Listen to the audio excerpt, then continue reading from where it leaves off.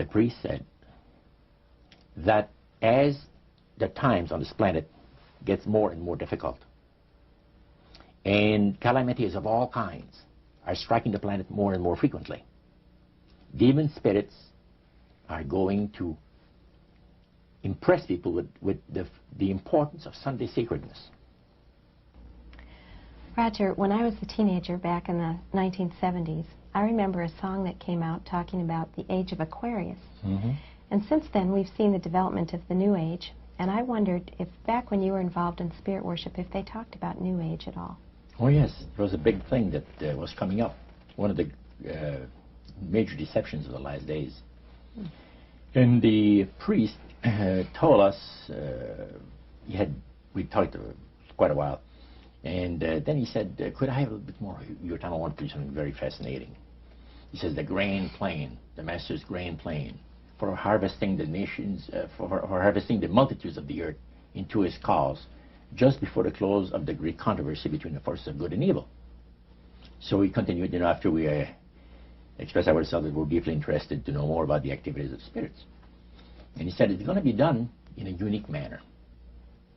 This grand plan is going to take people are going to eat the stuff. Because he says spirits, demon spirits, will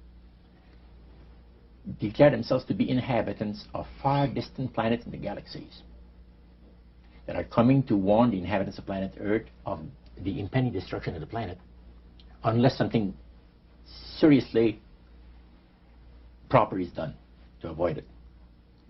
And he went on saying that they will claim to have out-of-body experiences. Are you familiar with out-of-body experiences? I've read about them. In other words, so there's some persons are supposed to be able to,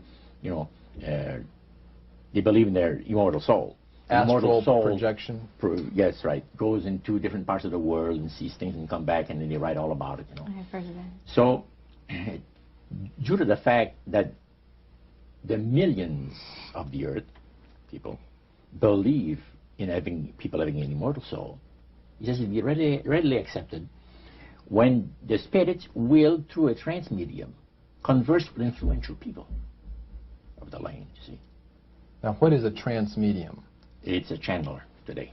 What is known today as a channeler? Channeler, yeah. Okay. Shirley MacLaine's experience of getting involved with spiritism and with the supposed inhabitants of far distant planets in the galaxies, I taped the whole thing. It's 3 hours.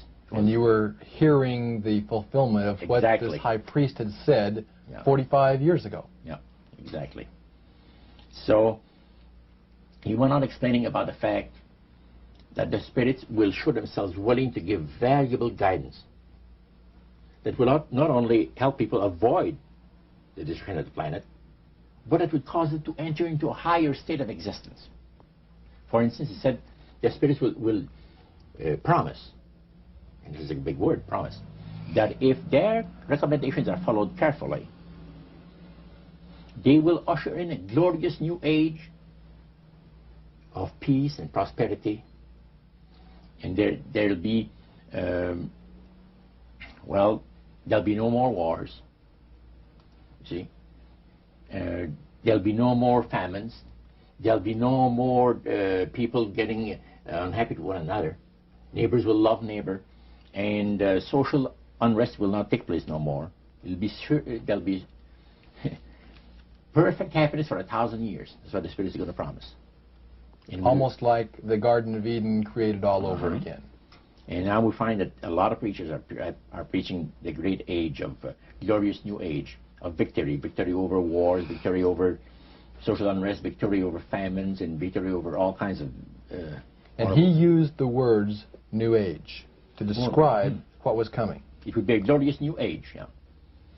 And this is exactly what the movement is all about today. And he went on and said, as I said earlier, that as life on this planet becomes more and more difficult, and calamities will strike the planet more and more frequently, the spirits at that time are going to put all their effort to impress religious leaders, to bring before the the masses of the earth the sacredness of Sunday. See? He will teach Sunday sacredness. And with the religious leaders, looking forward to 1,000 years of perfect peace on earth, they will put all their effort into it. Then laws will be passed by governments. One person asked, what's going to happen about people that don't believe in the Spirit's recommendation? The priest says, that'll be no problem at all. Laws will be passed by governments that will force people to go along with it, regardless of whether they believe in it or not.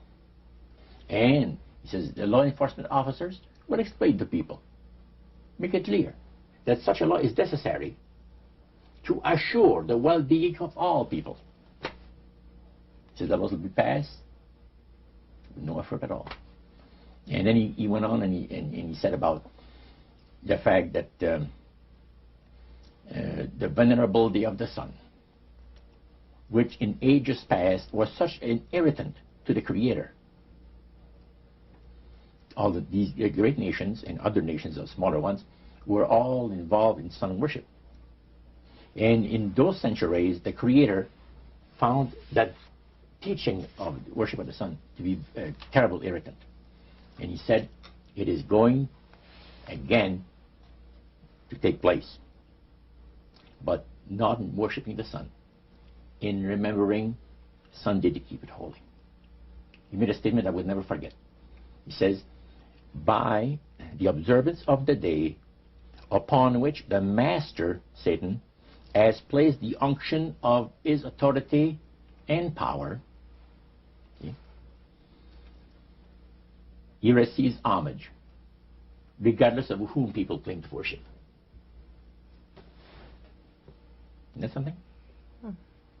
So, can you understand now why I had 28 Bible studies in 1 week and started to go to church on Sabbath?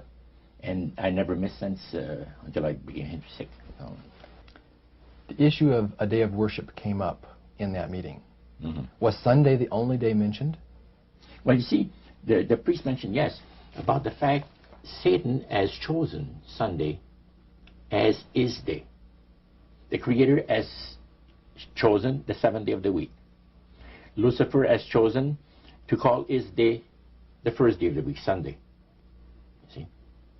And regardless of what people claim to worship, worshiping God, the Creator, by observing that day, that particular day, they are bringing homage and respect